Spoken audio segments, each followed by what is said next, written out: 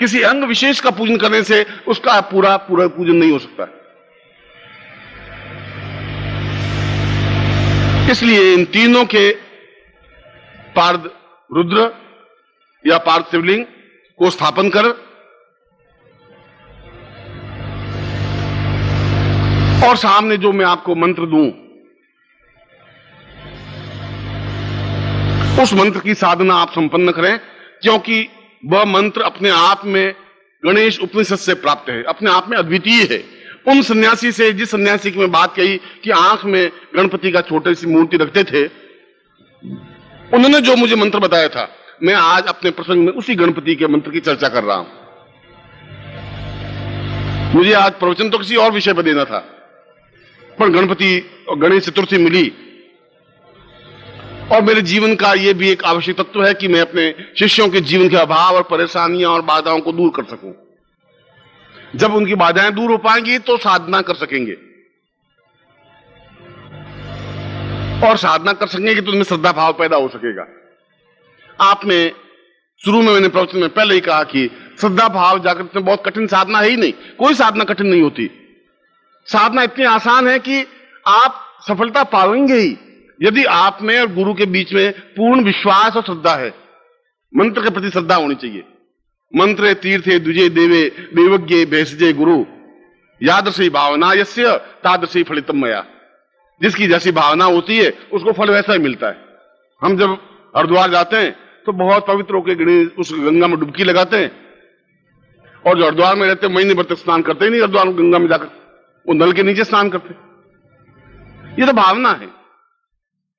आपकी भावना कितनी श्रद्धा है उस पर डिपेंड है, उस मंत्र के प्रति, उस देवता के प्रति, उस गुरु के प्रति।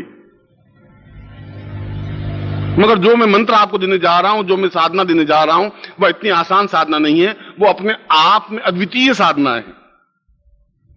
उस सन्यासी की दी हुई साधना है जो सन्यासी ने सिद्ध की थी, और उस सन्यासी के देने के बाद मैंने खुद उस साधना को संपन्न करके देखा है, अनुभव किया है कि वह साधना अपने आप में गणपति की साधना होते हुए भी रुद्र की साधना भी है, लक्ष्मी की साधना भी है, गणपति की साधना तो है ही, एक अद्वितीय साधना है। मैंने उनको कहा भी कि गणपति की साधना में ये पार्थ रुद्र या पार्थ शिवलिंग का क्या महत्व है। उनका गणपति का तात्पर्य है कि हम समूह के अधिपति बने, श्रेष्ठ बने। आयु हो ही नहीं, आप श्रेष्ठ क्या बनेंगे।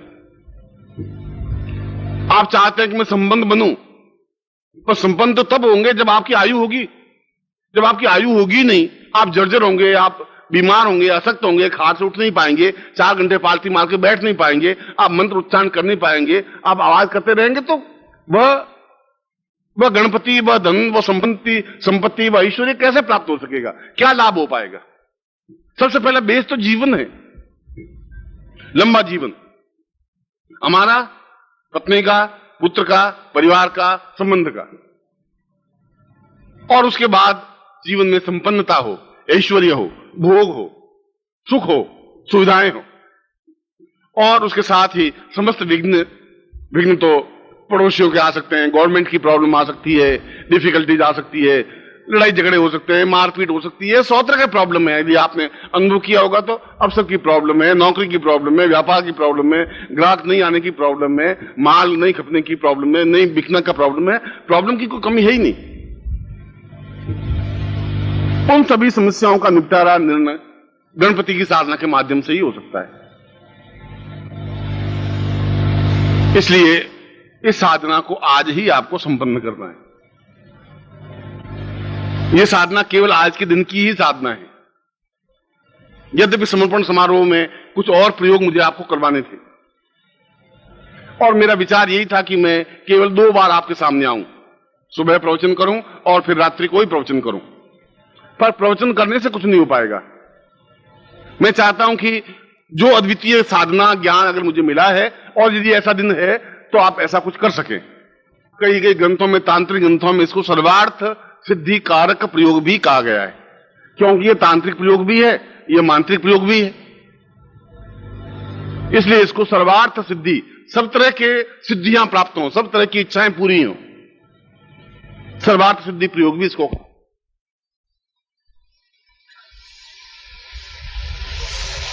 और यह प्रयोग गणेश चतुर्थी को ही संपन्न होता है।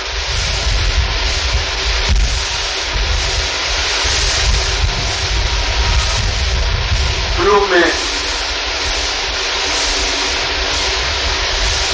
आप बैठे पालकी मार करके, चाहे पालकी मार कर बैठे या परमात्मा में बैठे, जैसी आपकी जैसी क्षमता है वैसे बैठे और सामने पार्थ शिवलिंग को स्थापन कर दें। कोई कपड़ा हो, कोई कागज हो, उसके ऊपर पार्थ शिवलिंग स्थापन हो। पार्थ की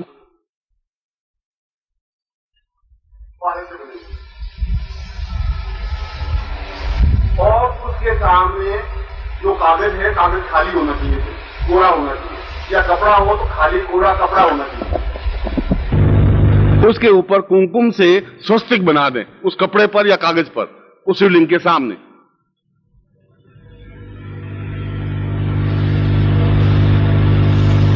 स्वस्तिक का चिन्ह आपको बनाना आता ही है, ये आप समझ लेंगे। और स्वस्तिक के ऊपर चावल की एक ढेरी बना दें, थोड़े चावल रख दें।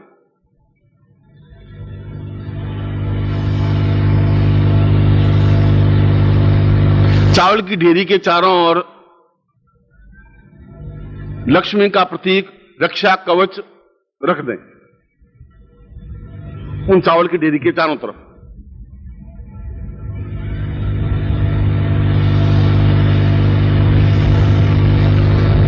और फिर आपके पास विद्युत माला हो या स्फटिक माला हो या कमलगट्टे की माला हो, जो भी माला हो, उस माला से फिर जो मंत्र बता रहा हूं इसका उच्चारण करें।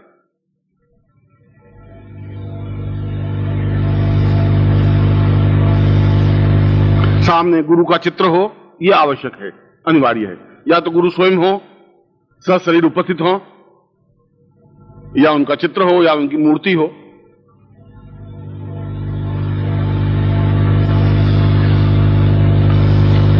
मंत्र लिखता हूं, मंत्र बोल रहा हूं।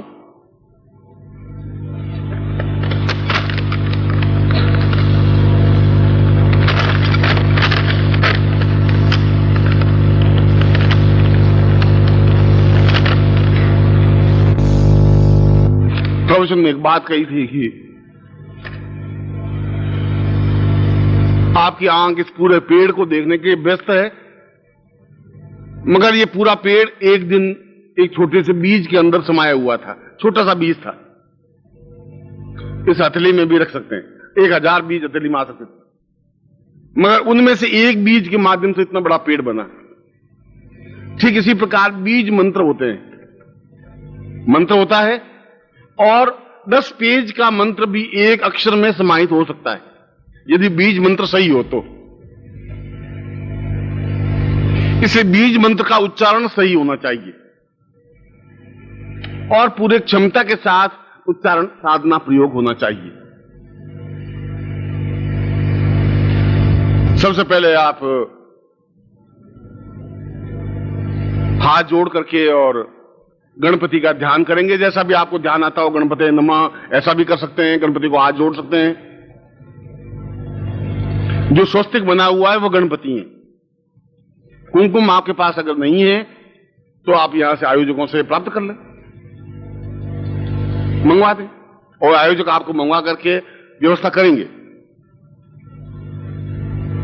उनके ऊपर चावलों की ढेरी है, वो अपने आप में, और उसके चारों तरफ जो कवच है वो रक्षा कवच लक्ष्मी का प्रतीक है, जिसमें लक्ष्मी आबद्ध रहे, लक्ष्मी बिखरे नहीं। आपके पास 5000 रुपए आए, 5000 चले गए, 60 में 10 लाख आए, 10 लाख चले गए पूरे। उसके बाद हिसाब किया कि घर में कितने हैं, कि घर में तो 5 पैसे भी नहीं है, वह लक्ष्मी काम की नहीं, जो आबद्ध हो।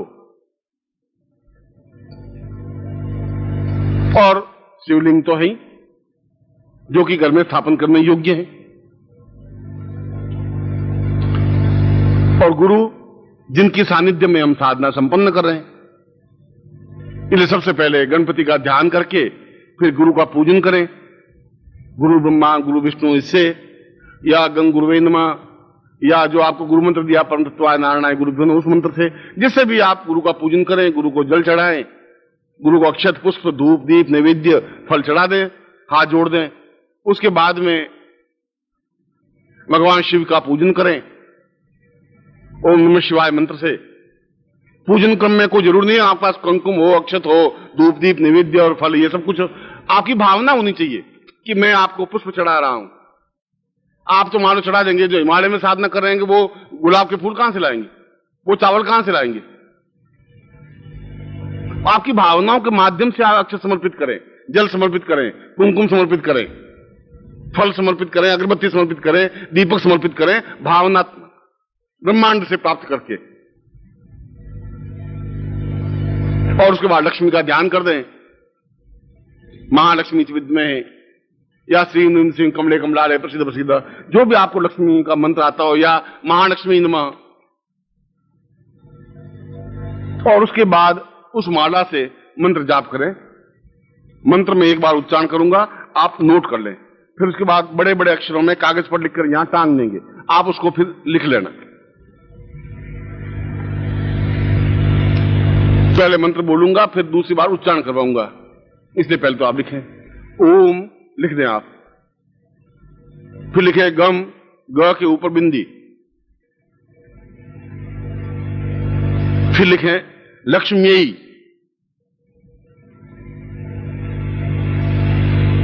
फिर लिखें रुद्र, फिर आगे लिखें आगच्छ,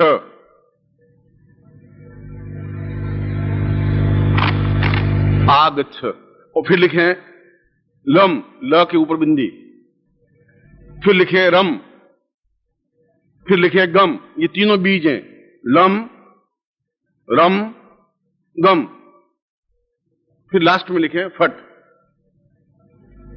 यदि आपने नहीं लिख पाए हैं तो घबराने की, चिंतन करने की जरूरत नहीं है, वो तो लिखा हुआ होगा, आपको एक क्षण दे करके मिलान कर देना। मगर कहा है कि गुरु के मुख से मंत्र मिलना चाहिए, शास्त्रों में तो ऐसा कहा है कि गुरु मुख से ही मंत्र मिले तभी सफलता मिल पाती है। मैं मंत्र आपको देता हूं, आप उच्चारण करें, सीधे बैठ जाए।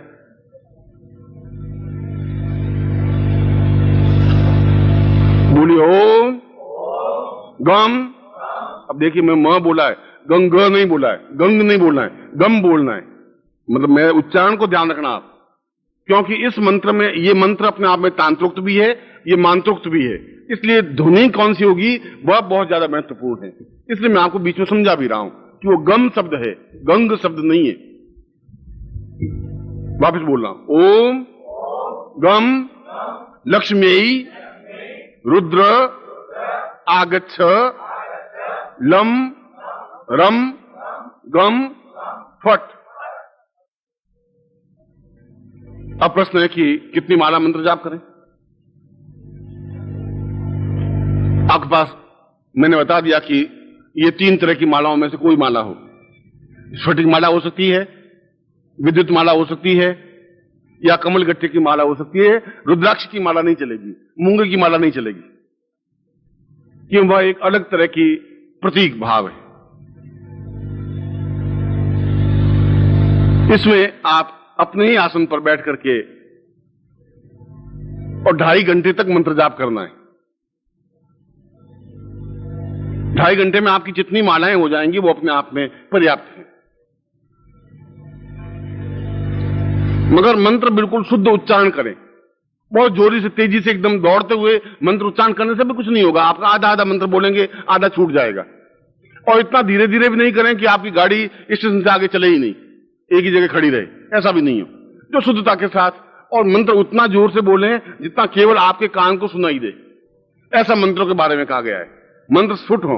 स्फुट का मतलब है कि इतना धीरे बोलें कि आप और आपके कान सुनाई दे। जोर से चीखने की जरूरत नहीं है। ओम गम ओम लम ओम रम। अरे क्या कर रहे हो, बस मंत्र कर रहे हो, साला दूसरा कर नहीं सके, पास मजाक कर रहे हैं, मंत्र जाप कर रहे।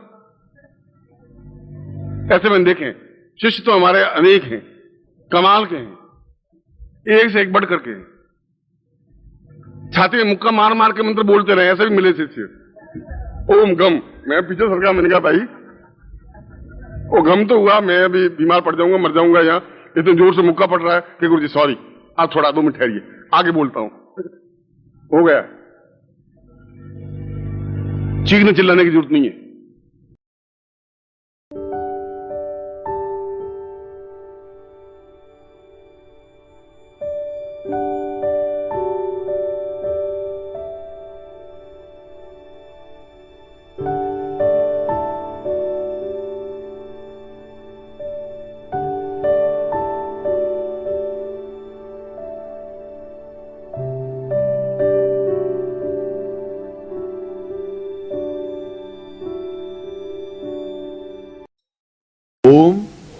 परम तत्वाय नारायणाय गुरुभ्यो नमः। ओम ह्रीं मम प्राण देह रोम प्रतिरोम चैतन्य जाग्रय ह्रीं ओम नमः। ओम भूर्भुवः स्वः तत्सवितुर्वरेण्यं भर्गो देवस्य धीमहि धियो यो नः प्रचोदयात्।